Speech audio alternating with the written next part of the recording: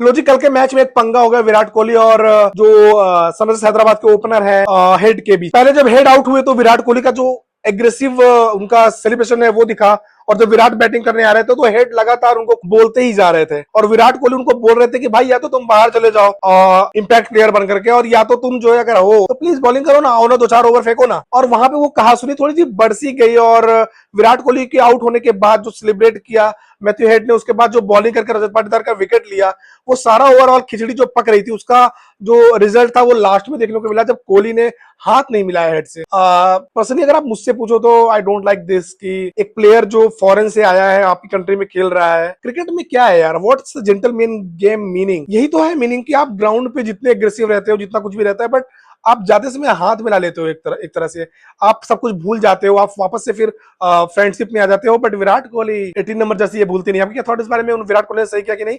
Do let me comment in my comment section. Bye.